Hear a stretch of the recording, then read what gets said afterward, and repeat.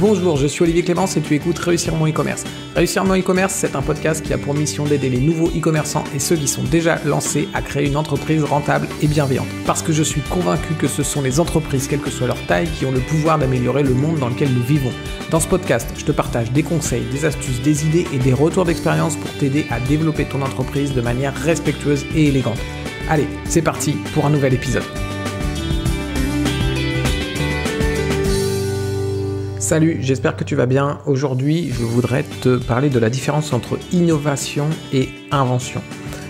Cet épisode, il m'était inspiré par un épisode de la série The $1 Billion Code, qui est une série sur Netflix que je t'invite à regarder parce qu'elle est vraiment très sympa. Et à un moment donné, tu as Yori, un des personnages principaux de la série, qui donne sa version de la différence entre invention et innovation. Et je l'ai trouvée vraiment très intéressante et j'avoue que finalement je l'avais déjà lu quelque part et je suis incapable de te redire où je l'avais déjà lu, donc c'est dommage. Mais en tout cas, là c'est par rapport à The $1 Billion Code que j'ai repensé à cette différence et cette définition de invention et innovation. En fait, dans la série, il prend l'exemple de la souris, donc ce que tu utilises tous les jours pour te servir de ton ordinateur. Et il raconte l'histoire de la souris en fait. La souris en fait c'est quelque chose qui a été créé dans les années 60 et ça a été créé par des techniciens chez Xerox.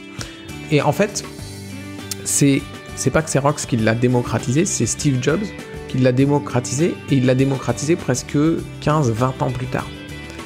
Et comment il a fait ça? En fait, ce qu'il a fait c'est qu'il a pris l'invention de Xerox, donc la souris, et il l'a rendue abordable pour tout le monde. Il a fait en sorte qu'elle soit pas chère et il a fait en sorte qu'elle soit ultra simple à utiliser. Et c'est comme ça que l'invention, finalement, elle est arrivée dans les mains de tout le monde. Xerox a créé l'invention et Steve Jobs, lui, finalement, il a révolutionné l'utilisation de l'ordinateur, notamment parce que il a pris l'invention de Xerox et l'a mis dans les mains de tout le monde. Pourquoi je te partage ça? Pour plusieurs raisons en fait. La première, c'est parce que clairement je suis un geek dans l'âme et c'est le genre de choses qui me fait carrément kiffer. La deuxième, c'est parce que je pense que c'est intéressant que tu comprennes la différence entre invention et innovation si justement tu veux te démarquer dans ton marché. Si tu veux te démarquer dans ton marché, c'est super intéressant d'innover et je t'invite évidemment à vouloir te démarquer dans ton marché parce que c'est ce qui va t'aider à développer plus rapidement ton entreprise et de dominer ton marché, du moins une partie de ton marché. Et l'innovation, c'est quelque chose qui est extrêmement puissant, justement, dans un marché pour sortir du lot. Et si tu comprends cette différence entre inventer et innover, tu vas pouvoir innover, en fait. Parce qu'en fait, inventer, ça ne suffit pas pour innover. Il y a deux composantes dans l'innovation, c'est l'invention en elle-même. Donc l'invention, elle doit être cool, elle doit être efficace, elle doit être utile, elle doit vraiment apporter quelque chose de nouveau. Et la deuxième composante, c'est ta capacité à mettre cette invention entre les mains de tout le monde. Donc tu peux pas juste te contenter d'inventer quelque chose. Tu dois vraiment inventer quelque chose et faire en sorte que cette invention, elle soit accessible à tout le monde. Et accessible à tout le monde, c'est ce qu'a fait Steve Jobs, c'est-à-dire, si possible, le rendre le moins cher possible pour que tout le monde soit capable de se l'acheter et faciliter au maximum son utilisation pour que n'importe qui puisse l'utiliser sans avoir un bac plus 15 derrière. Et un autre truc qui est très intéressant, justement, dans l'exemple qu'il donne dans The $1 Billion Code, c'est que finalement, Steve Jobs, il n'a pas créé l'invention.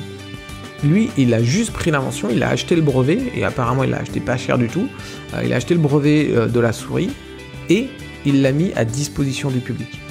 Et donc finalement, si tu veux innover, t'as pas besoin d'inventer quelque chose. T'as juste besoin de trouver quelque chose qui a déjà été inventé, mais qui n'est pas encore popularisé, qui n'a pas encore réussi à toucher le public, et faire en sorte qu'il touche le public. Peut-être, encore une fois, en trouvant des moyens de réduire son coût, et peut-être en trouvant des moyens de simplifier son utilisation. Moi, ça m'a particulièrement parlé parce que c'est exactement ce qu'on est en train de faire dans la boîte en ce moment, c'est qu'on est en train de chercher des moyens d'innover dans le domaine des modules autour de PrestaShop. Et comment est-ce qu'on va faire ça?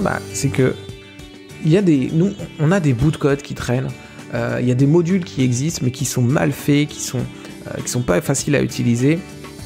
Et en fait, ce qu'on veut, c'est finalement prendre ces bouts de code, prendre ces modules et les faire en sorte qu'ils soient ultra simples à utiliser pour que n'importe quel e-commerçant puisse le prendre, le mettre sur sa boutique et que ça fonctionne. Évidemment, vendre ça à un tarif abordable pour qu'un maximum de personnes puissent l'utiliser. C'est ce qu'on est en train de faire sur un des modules qu'on a là. On avait un module qu'on n'avait jamais mis en avant. C'était un module, la fonctionnalité était plutôt bonne, mais compliqué à utiliser, pas très bien foutu, etc. On est complètement en train de leur travailler pour qu'ils soient ultra simples à utiliser et que ils soient mainstream au final et que tout le monde puisse s'en servir, n'importe quel e-commerçant puisse s'en servir. Alors pour l'instant, évidemment, on est essentiellement sur PrestaShop, c'est parce que c'est là-dessus que c'est notre niche, mais le but, c'est d'innover dans cette partie, dans notre niche, en prenant des choses qui peuvent déjà exister, qu'on a déjà créées mais qui sont pas forcément top, ou des choses qui existent déjà mais qui sont pas forcément top, et les améliorer de façon à ce que, au final, tout le monde puisse les utiliser.